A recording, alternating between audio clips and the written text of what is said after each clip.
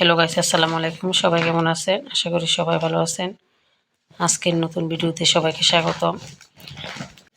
তো আজকে দেখেন সকাল সকাল ঘুম থেকে উঠে চুলা থেকে তো এই ছাইটা তোলার কারণ হচ্ছে চুলাতে ছাই কম, তারপরও ছাইটা তুলতেছি কারণ আমার টমেটো গাছে অনেক পাতাগুলো যেন কেমন কোঁকড়ানো কোঁকড়ানো দেখা যাইতেছে, পিঁপড়ায় আক্রমণ করতেছে মরিচ গাছেও।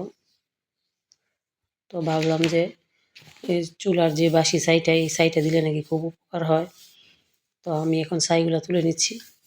তো ফাইনালি ছাইগুলো তোলা শেষ। এখন চলে যাব ছাদে। আর এদিক দিয়ে দেখেন আমার টমেটো গাছটা। তো মাশাআল্লাহ গাছ মোটামুটি বড় হয়েছে, কিন্তু বড় হলে কি করবে, পাতাগুলো জানি কীরকম হয়ে যাচ্ছে। তো আমার মা বলতেছে যে সকালবেলা বাসি ছাই দিলে নাকি খুব ভালো, পাতার মধ্যে আর পোকায় আক্রমণ করবে না। তা আমিও দিয়ে দিলাম। তো টমেটো গাছটা অলরেডি দেওয়া প্রায় শেষ।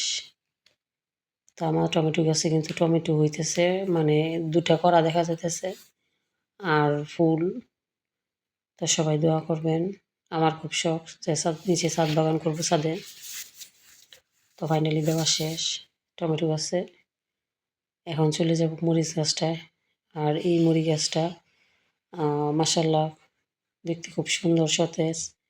তো আমার বয় যেহেতু টমেটো গাছের পাতাগুলো এরকম হয়ে গেছে, মরিচ গাছের পাতাও এরকম হয়ে যায়।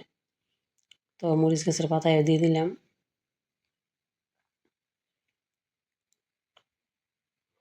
মরিচ গাছে কিন্তু মাশাআল্লাহ অনেক ফুল ধরছে, আর অলরেডি 2টা করাও আছে।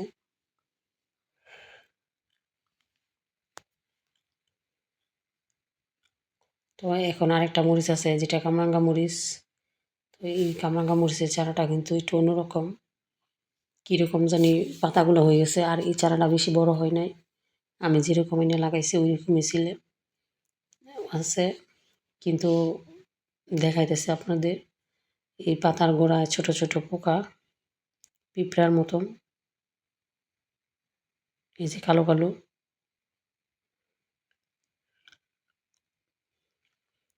তো এই পোকাগুলো কিন্তু পাতাগুলো নষ্ট করে ফেলে।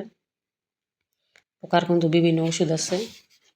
তো আমি চাইতেছি কীটনাশক দেব না, কীটনাশক ছাড়াই আমি ছাদের গাছগুলো নিয়ে রক্ষা করতে পারি। তো শেষ অবধি পর্যন্ত চেষ্টা করে যাব। তো আজকে ছাইগুলো দিয়ে দিচ্ছি।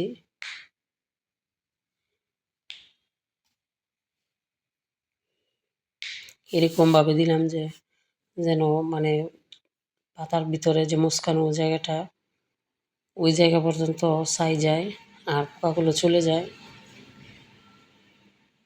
অলরেডি 3-4 দিন দিব। 3-4 দিন দেওয়ার পর আর দেখা যাবে যে এরকম পোকাগুলো থাকবে না আশা করি। তো আপনারা কে কারা ছাদে গাছে পোকা ধরলে মানে কি করেন, কি ওষুধ দেন আমাকে কমেন্ট করে জানাবেন। জানাইলে খুব উপকৃত হব, যেহেতু আমি নতুন করে ছাদে বাগান করতেছি। আমি তো আর মানে এত কিছু কৃষিকাজ সম্পর্কে আমার অতটা আইডিয়া নাই। তো ভাবলাম যে আজকে আপনাদের সাথে একটা শেয়ার করি। তো বিভিন্ন ব্লগ ভিডিওতে দেখি যে ভাই বোনেরা এর একটা সমাধান দেয়। তো কাজ করা শেষ আমার প্রায়। এখন আমি চলে আসলাম আমার শ্বশুর বাড়িতে। তো আসার পথে এই যে এগুলো কিন্তু আমাদের সরিষা ক্ষেত। এখানে আমার বাসুরের ক্ষেত আছে, চাচাতো বাসুরের, আমার শ্বশুরের জমি আছে। তো পাতাগুলো কিন্তু ঝরে গেছে। তো চলে যাচ্ছি আমি বাড়িতে।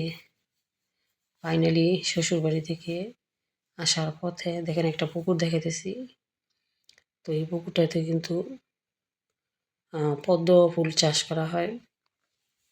তো এখন চলে আসলাম আমি ঘুরতে। আর ঘুরতে এসে দেখেন আমি ঝালমুড়ি খেতেছি। ঘুরতে বলতে আমার দরকারি একটা কাজে চলে আসলাম। তো ওই কাজ সেরে এখন দেখলাম যে একটা মামা ঝালমুড়ি বিক্রি করতেছে। তো ঝালমুড়ি